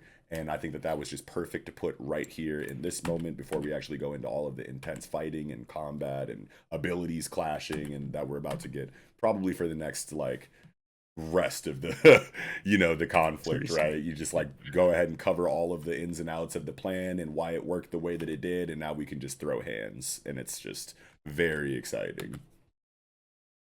Especially with the Western community, if we didn't get the answers right now, there's going to be a lot of people complaining that Right. it didn't make sense or whatever. Yeah. Even though like if you've been paying attention, like even without this chapter, we had a pretty good idea of what was going on. Like the predictions that we made as far as the explanations for like why things happened the way that they did. Mello actually was the one that pointed it out in the last segment about Aoyama's mother having this like light gray film over her eyes, which was implying Shinso's involvement. I don't think there was anything drastically hinted at that in the previous chapter, but Mello pretty much nailed it as far as like what was going on, and then we get like the direct explanation that is exactly what was happening, you know what I mean? So I could definitely see on the Aoyama cooperation side of things, that being very confusing for a lot of surface level Western readers on Twitter that might not have connected those dots. If we didn't get the explanation in this chapter, they could have complained about that, but we don't have to worry about that because it's right here. Spoon fed us. Yeah. Feels good. It feels good. I was just like, this is cool. That was like an Vindication. amazing spot in the last fucking segment. I remember when you called that out, I was like, holy fucking shit. I like didn't even, not even close to putting that together. Yeah, but like for me, this chapter, my favorite thing is it's all because it's like what it is. Like we've had the part where like what it means to be a hero, and then we also talk about like people being blessed with quirks since Stars and Stripes, and then like people struggling with quirks with like Shigaraki going full Tetsuo, and then I like that these guys are getting like a full chapter or two to shine because I feel like they deserve it, and it's a spotlight of like people that don't have like these people aren't burdened by their quirks. They're not particularly blessed by their quirks. They are just working with what they have, and I like that that sort of like I don't know. It's not averageness, but like in a quirk society, that totally is just like average athletic ability. It's like, you know what? It doesn't matter if you're an average dude. You can do the thing. You can do things. You can do things regardless and still be pivotal to the things that you are involved with. Yeah. There's no such thing as a bit player. You have that been, was such a good. you have been and will always be a star. Now, in the fan translation, when I read this shit on Friday, the translation was like, "There's no such thing as a side character." And when I read that, I was like, "Oh, that's really nice for you to say to Monoma in this moment." But like, there's definitely such thing as a side character. Like, I'm sorry. Like, I'm sorry. I know you're trying to be nice, but like, that's not facts, bro. Like, you did not. That's not like some revolutionary like dialogue. No, you're definitely a side character player. I'm sorry, but the way that it's presented in the official, there's no such thing as a bit player, makes that slap like so much harder. Even like past the the narrative and into the audience, like that hits on both sides. Because like for me, also, as the audience in the fan scan, I was like, no, I'm sorry, bro. There is a such thing, and you very much are one. Yeah. And like on page 11, I like Monoma just cackling in the background about being the man behind the curtain. Like he's such a fucking ham. I love it. Yeah, like this is his moment where he gets to be Monoma with confidence in this moment. Like he's always saying shit like this about like how he's like great and all that. He's like very aggrandizing in that way. But like in this moment, it actually slaps because you are doing the damn thing, sir. So go ahead and have your moment. Even his posture, he's like, I was born to play a villain. on the silver screen. Yeah. You know, it's just like, God damn, dude. Yeah. He's loving that. I love when the clash starts and you have Shigaraki like bent over. He's like, "Well, I'll open up with this decay." You know what I'm saying? And he's like starting to like load the decay up for like the initial blast wave, and Dabi like runs past him like, you ain't the leader. You ain't the boss of me. I'm about to go fight my family. And it's like, okay, that's a great way to kind of like address the overpowered nature of decay and how it's like, okay, we've already started off a fight with this technique in the Paranormal Liberation Front War. We don't want a repeat of that. Dabi makes sense to run past Shigaraki and not go with the plan because he sees his family members. And like now Shigaraki doesn't really have access to a blast wave of decay because now Dabi has ran into his radius. So he doesn't want to hurt his teammate, I'm assuming is why he kind of pulled that back. And we didn't get that there. He was really close. The pinky was coming down to start the wave. And Dabi's like, nah, bruh. My brother's here, you know what I mean? So now it's like we don't have to worry about, oh, this fight doesn't make sense because why doesn't Shigaraki just fucking fold everybody with decay? He's not able to because Dabi is not playing, his role properly, which also makes sense because they've never been very, teamwork oriented anyway. No. You know what I mean? So it just felt really good that we got that right away at the start of the conflict. I mean, absolutely. I think that like there's also that like twitch as well where he's like possibly like still feeling it, like the whole transformations and like, yeah, it looks like he's stabilized, but like, that's gotta be the worst like hangover in existence. Yeah, that's a good point. Doing good, man. Yeah, he probably is like, still reeling from the Star and Stripe attack. Yeah. That's what you mean, right? Man. Sorry. That's what you meant, right? The Star and Stripe attack is still like affecting him. Like, do we even know if he still has decay? Like, has he used decay like on screen since he stopped fighting Star and Stripe? Has he been on screen? And yeah, I think he's only barely been on screen like maybe once or twice in like a not like fighting or anything. I think. Yeah, he definitely hasn't fought since then. Yeah. So that would be interesting if he doesn't have it. Like he has that moment where he's like about to use it, and he's like, "Why no do the thing that I always do?" No, I think that's looking at the page. He does stop for a second, and I don't think it's because of Dabi. Sure. Because I think it's pain. That's the next. Yeah, maybe. Right. But maybe he sensed him coming. Maybe he paused because he sensed him coming. But you're right, Crash. It might not be Dabi the reason why he reacts this way. In the top two panels or in the top two corners in the top right. Yeah. Or top left. Jesus. Okay. Yes. This first third of the page. There we go. Yeah. There we go. But yeah, no, you're totally right. But also at the same time though, I don't think it makes sense for him to not know whether or not he has decay right now. Right. Because it's like, this is obviously something that All For One, like, he's like, all right, you guys, we're going to go fuck him up. This is like our time.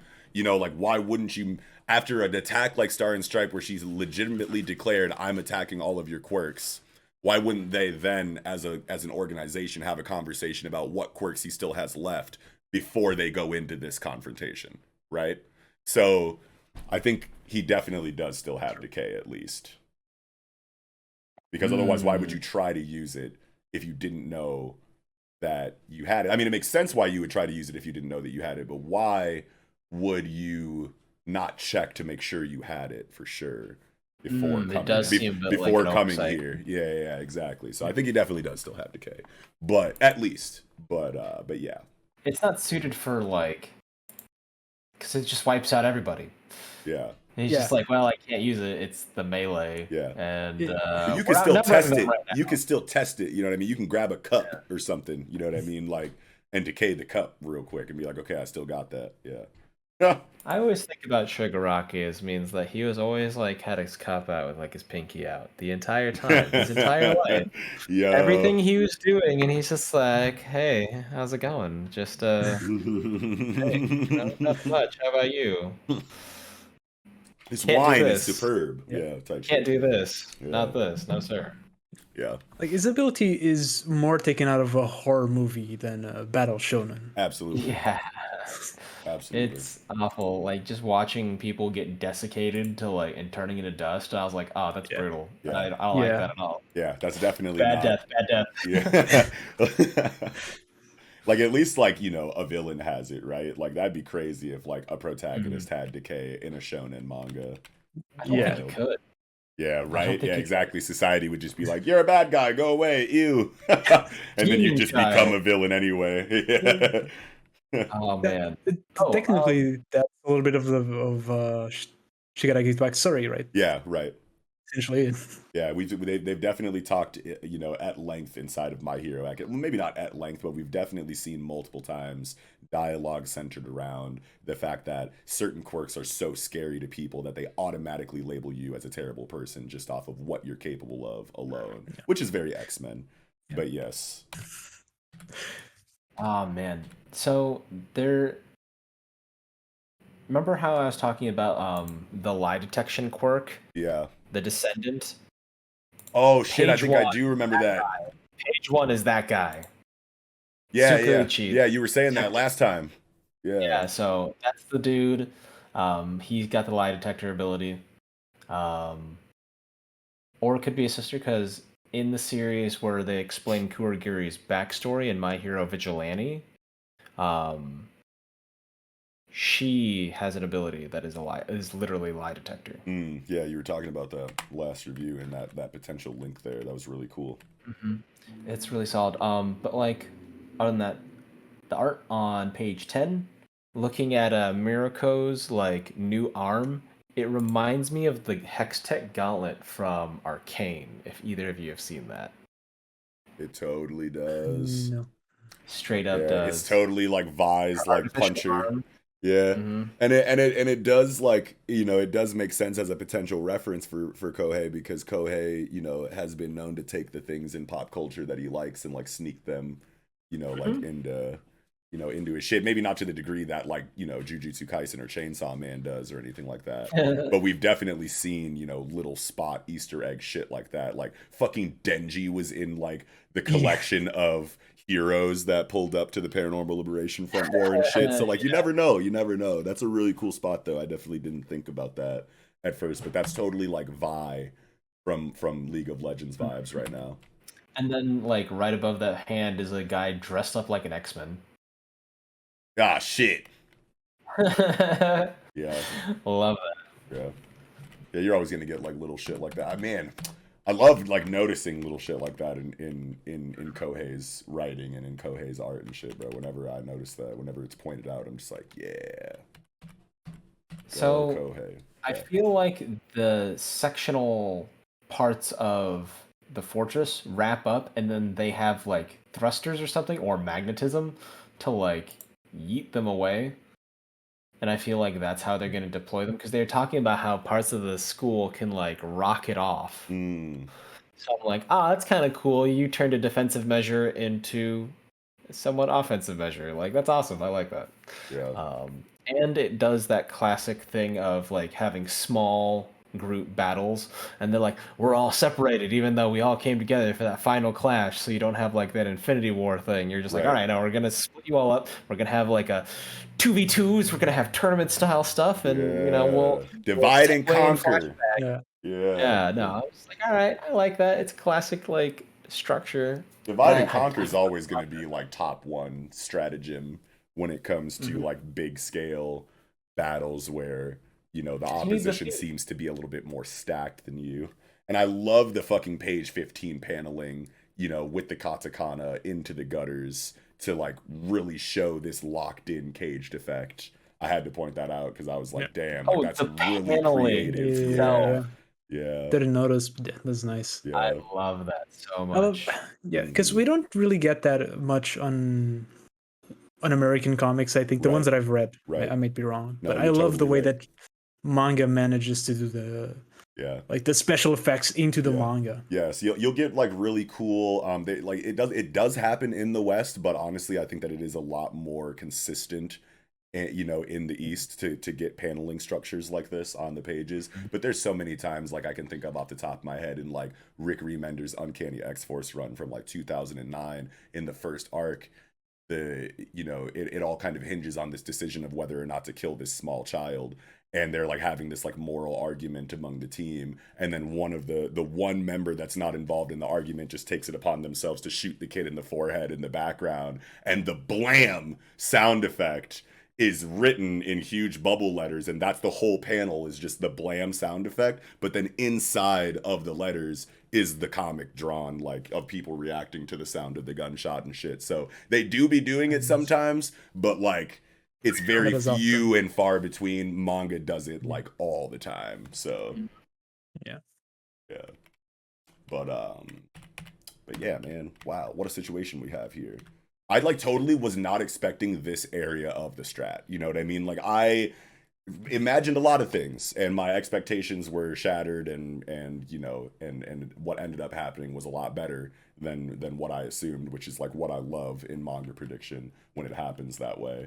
But like this situation where they're just completely like separated and trapped in these little like, you know, UA building balls or whatever the fuck this shit is, like I was like not expecting them to do this right here. So like that was really cool to get, because I just pictured this as like it's a clash, we're going to have crazy strategy inside of the clash, it's all going to be like broken down and kind of like separated to give everyone their character writing in their little moments of their fights and shit like that. I expected it to be very similar to, you know, the Paranormal Liberation Front War, but just with different writing on the, you know, on the ground level. But this is like a completely different avenue that I like wasn't expecting them to take, and that's just like really cool to get like an unexpected, you know, kind of like switch like that in the strategy. We get to have a little bit more of a focused fight. Right. I was thinking about what are going to be the pairings that we're going to get, because I assume Todoroki is going to fight Dabi, Uchaka is going to fight Toga, and of course Deku is going to fight Shigaraki. Yeah, Shigaraki, yep. But I was thinking, like, who's going to fight Bakugo? Yeah.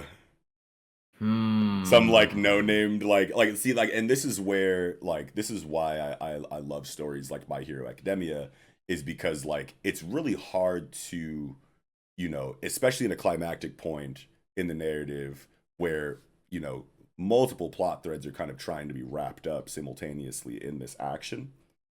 And it's like, these are plot threads that have been hanging for a long time. Like, we've been waiting to see these things. So introducing new characters in this moment can be very difficult to allow them to have the impact they need to match up to like the grandiose, you know, built up narrative stuff in all of the known characters.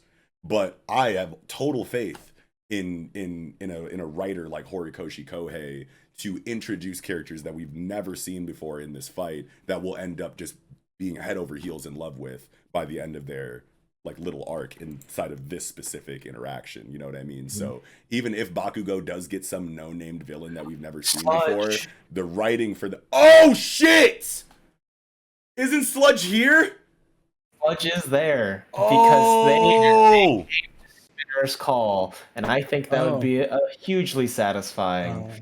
Fight. That'd be cool. That would be nice. But even if it wasn't Sludge, like whatever character that Kohei decided to match up against Bakugo, the fact that that character is going against such a beloved character like Bakugo in such a climactic point in the story, they're going to get incredible writing.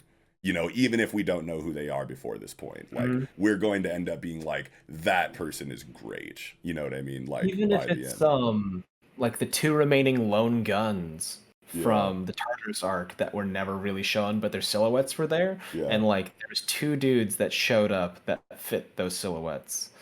So like maybe it could be those guys. Sludge sounds cool. Sludge sounds cool. Yeah. Hey. Like if he was fighting like Sludge and then maybe Spinner, that would be a really interesting one, because then those are the two. I feel like Spinner's gonna fight Deku. Really? Oh, because they have to have that conversation about that area of like quirk society that Deku like doesn't have to directly deal with. I think he's gonna fight him, and he's going to be like, "Hey, you are the one guy recognized by Stain. I'll talk to you while I'm fighting you, but I'm fighting you." Oh, sure. Yeah, and the Stain link. I didn't even think about that. And then I was thinking that he could have like that sort of like the fulfillment of like reaching understanding for that like Stain just couldn't get across to others, whereas I feel like Spinner would be like, hey man, I don't believe in any of this dogmatic bullshit. Things are fucked up. Yeah. I don't trust All for One. I think Shigaraki is falling apart literally Yeah. at the seams.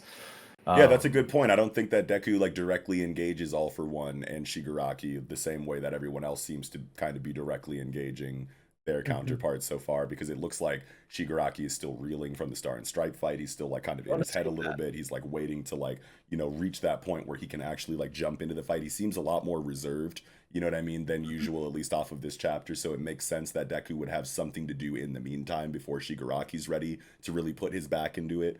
You know what I mean? So having him confront Spinner would be a great way to have that storytelling tying into Spinner's love for Stain, or his admiration for Stain, rather, and that tying into Deku, obviously, the way that it does that you explained, Mello. But then also, like I was saying, it would be good for, philosophical reasons if Deku did have a real one-on-one conversation with the head of the, like, heteromorph, kind of faction, because I do feel like that is like, if Deku is going to be the number one hero that goes about changing society as a whole in all of the ways that it's problematic, he does have to have this racism conversation with a villain.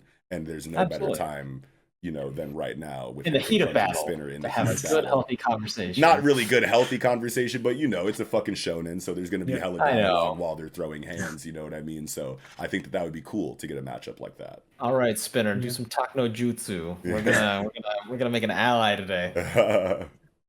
I mean, Spinner and Toga and even Shigaraki need to have that redemption arc, I think. Yeah. All the others, I don't think Dabi is gonna get it. Honestly, I think Dabi's gonna get punched in the face. Yeah, exactly. He's too like, far gone. Yeah. I think he and All for One are the ones. Contrast that. Yeah. Contrast the thing, and I feel like Shigaraki is also going to be, there. Like not quite. Like if you have like the spectrum of like redemption, right? Mm-hmm. You have Spinner on one. Spinner is like the easiest to redeem. Then there's like Toga. Then there's Shigaraki, because you pity him in the same way that you pity like Toga, but like you've actively done so much harm out of like bitterness and lashing out that like you shouldn't really be forgiven for your actions. Cool motivation, bro. Still murder. Yeah, I feel like Shigaraki might even be ahead of Toga on that list, honestly, because there is like that entire factor of him just not knowing that the extent of All for One's control and influence over his life entirely. Oh yeah, the fact that he was like groomed heavily. Yeah. So it's like, I feel like those two are in the middle, right? Like it's very muddy waters.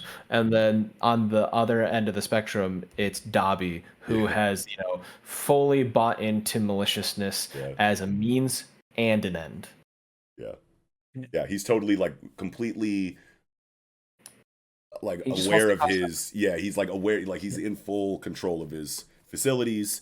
He has not been influenced in any kind of way to act this way. This is just his experiences going, okay, this is how I grew up. This is what happened to me. This is how my parents and my family abandoned me. And now I am fully reserved in my motivations to enact revenge. And I don't care if it kills me. I don't want to go back to a normal society. I don't want my family to care about me. I just want them to suffer. And sure, there's always a chance that you could get through to him in some kind of way that he wasn't prepared to kind of like realize about himself. And that can always be writing. But as far as redeemable characters, as far as we know them now, Dabi and All for One are the two least redeemable characters on this side of the fence. So we kind of thought the same about Endeavor when he first popped up. That's true too. We were like, he's the worst kind of guy, and then yeah, that's why I kind of left that little, I left some slack on the end of that rope there, and was like, you never know like what kind of writing you could really receive at the end of the day. But just how I'm feeling right now, I think Dabi dies or fucking gets rots in jail. Yeah, rots in jail forever, and there's no like he's not going to be at the cookout anytime soon. I mean, I feel like Dabi is basically going to go for like when he finally realizes that he's losing, I feel like he's going to go for Endeavor and like really try to like cremate himself and Oh it's fuck. like, you know what? It's like, you are the cause of all my suffering. I'm going to take you out. I'm never going to turn this down. Like, this is what I want to do. Like, you were the main goal. My brothers were only victims to increase your suffering. You know. Hey yo. So, dude, if that's how Dobby goes out with the fucking bear hug, like, you know, incendiary tomb, yo, that'd be wild. Or he does this kind of thing where he's like, I'm gonna blow you up both up. I'm close enough that like I can just destroy you, incinerate you on contact. I'm going to die because of it. And like Endeavor just kind of looks over to his son and like shoots a fire thing to the side and like hits Todoroki and like knocks him loose of grasp. Then they both go up and have that moment of like, hey, you were a bad dad the entire time, but like at the same time when the chips are down in a final moment, you were able to be fatherly to a degree. Good job. Still a dickhead. You know, dude, if that's really how it is, and Dobby has like both of them dead to rights in some kind of crazy explosion blanket, like self-destruct, like Voltorb shit that he's about to do, and then Endeavor fucking like shoots Todoroki out of the way of like the kill radius for it, like that would be such a wild way for that plot point to kind of be like wrapped up, dude. I honestly think that like is the level of epic that we can see in My Hero Academia, and that it is a possibility, and that would be so wild to me if Endeavor and Dobby both die or some shit like in that way, but Endeavor saves Shoto. Whoo, what kind of conversation is that going to be at the dinner table in the fucking like epilogue storytelling? Yeah. Jesus Christ. Like, that's the way to do it, because he could like encase himself in ice, and so the fire wouldn't hurt him immediately. And then he's at far enough distance, he creates more ice as he keeps rolling around into like a giant ball of ice. The cremation thing galls up. You see like the rapid melting and like the crack because of the sudden shift in temperature. That'd be heat, man. I'm not gonna lie, that'd be fucking wild. Yeah. All right. I've done better on fucking fantasy football. Let's go. Is this my horse in the race, please? Yeah, I don't know, man. Yeah, wild notion to kind of wind down the conversation with. I don't know if you guys had any other input for My Hero Academia 344. I just want to see the matchings. Yeah, the matchings. Yeah, same. I want to see that shit too. Crash, you think you're good on Hero this week? Yeah, I think yes. Oh yeah. Yeah, great conversation, you guys. Wow. Even with only 4 chapters to discuss, we still got a nice, hefty, chunky conversation out of Weekly Shonen Jump on YouTube this week. So good shit, gentlemen. Thank you all so much for watching. If you did, Crash, thanks for joining us, man. I was glad to finally get you here, man. Throughout all the scheduling nightmares, we finally did it, and it was a beautiful conversation, bro. Thanks for joining us, man. Thanks for having me again. Hell yeah, dude. Hell yeah. Too many more. I'll come back anytime. Yeah, absolutely. Exactly. Yeah, I'll definitely be hitting you up whenever that makes sense. Absolutely. But and of course, we'll make sure that we throw all of Manga Crash's links down in the description for you so that you can check out his channel, follow him wherever he is present, and check out the kind of content that he's got going on, because it's brilliant. Okay? Wouldn't have him here if it wasn't. While you're down there checking out Manga Crash's links, make sure you check out our own. You can follow us on Twitter, join our online communities like Discord, listen to us wherever you normally consume your podcasts, Apple, Spotify, Anchor, Stitcher, what have you. And you can also support what we do here by checking out our online store and our Patreon. Those links will also be down in the description as well. But with all that said, I think that'll be another stupendous episode of the Project Manga Podcast. Wrapping up, I'm your host, Nox. I'm Mellow Yenis. And Manga Crash. And we'll catch y'all next time.